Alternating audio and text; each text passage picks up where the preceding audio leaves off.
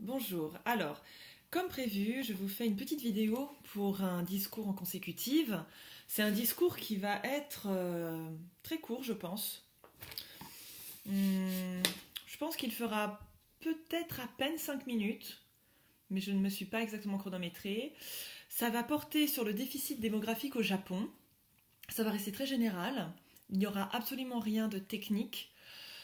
Je vais juste vous indiquer quelques noms qui vont être mentionnés.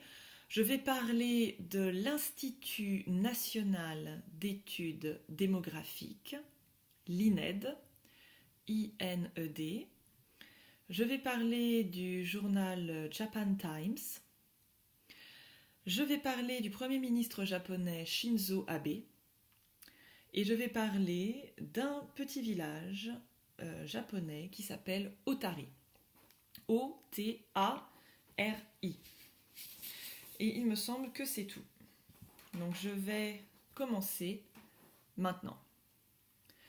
Bonjour, chers collègues. Je voudrais vous parler de démographie.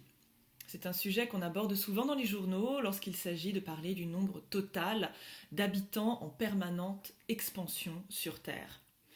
La plupart du temps, on parle également de la quantité de nourriture qu'il va falloir produire pour nourrir tout le monde, de la quantité d'eau qu'il va falloir purifier pour pouvoir abreuver toute cette foule. Mais là, c'est pas cet angle-là que j'ai choisi. On va commencer par planter le décor. Actuellement, des pays comme la Chine, l'Inde et les États-Unis occupent les 3 premières places du podium en termes de nombre d'habitants.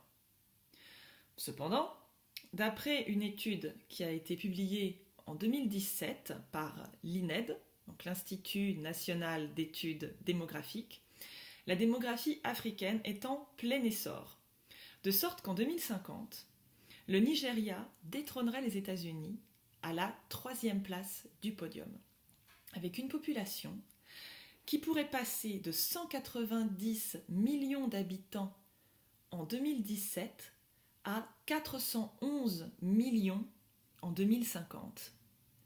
Mais tous les pays n'ont pas la chance de voir leur population se multiplier. Parce qu'à l'autre bout du spectre démographique, on a le Japon.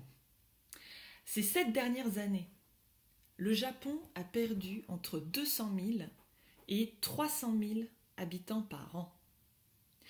À ce rythme-là, ce pays de 127 millions d'habitants en compterait à peine 100 millions en 2053. Alors bien sûr, ça a un impact sur la société japonaise. Premièrement, les plus de 65 ans représentent environ 30% de la population, et déjà à la base, les Japonais vivent vieux. Donc, d'après un article paru en janvier de cette année dans le Japan Times, le cabinet du Premier ministre Shinzo Abe réfléchit à la possibilité de permettre aux Japonais de partir à la retraite après 70 ans.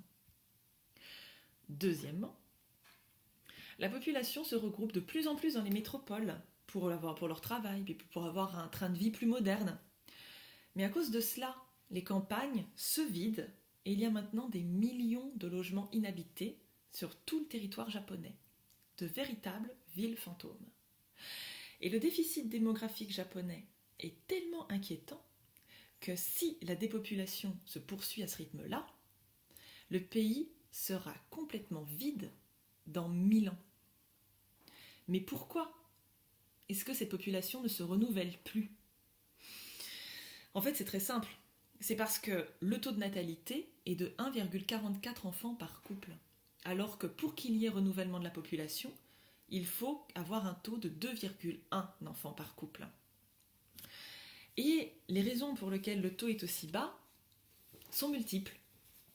Tout d'abord, il y a ces couples qui préfèrent consacrer beaucoup de temps à leur travail et les jeunes qui estiment que faire un enfant, ça coûte trop cher. Ensuite, il y a de plus en plus un désir de liberté chez les femmes japonaises qui veulent vraiment être actives et se consacrer à leur travail. Et enfin, il y a aussi ce que les médias nippons appellent le syndrome du célibat. C'est-à-dire que les jeunes ne sont plus intéressés par les rencontres amoureuses et par ce que l'on pourrait appeler une sexualité traditionnelle. Alors je vais juste vous donner quelques exemples, parce que j'ai vu un reportage sur un jeune homme qui avait décidé de se marier avec lui-même, ça n'aide pas. Sur un autre qui s'était marié avec un personnage de manga, là non plus ça n'aide pas. Et il semblerait qu'actuellement, la grande tendance sexuellement, c'est-à-dire le frisson suprême, ce soit lécher l'œil grand ouvert de son partenaire ou de sa partenaire. Et ce n'est pas non plus très propice à la reproduction. La situation est tellement désespérée que même des moines bouddhistes organisent des speed dating et que des villages tentent de trouver des solutions un petit peu originales. En effet, on a par exemple ce qu'a fait la mairie d'Otari. C'est un petit village qui est dans le nord du pays. Et ils ont décidé de créer et de diffuser nationalement un calendrier avec des photos des jeunes hommes célibataires du village. C'est un petit peu la version japonaise des dieux du stade, sauf qu'ils ne sont pas rugbyman. Et le but, eh bien, c'est que des jeunes femmes rentrent en contact avec ces jeunes hommes. Jusqu'à présent, il n'y en a que 4 qui ont été intéressés et qui ont envoyé leurs photos. Donc espérons que des couples se forment, parce qu'apparemment, l'avenir du Japon en dépend. Merci.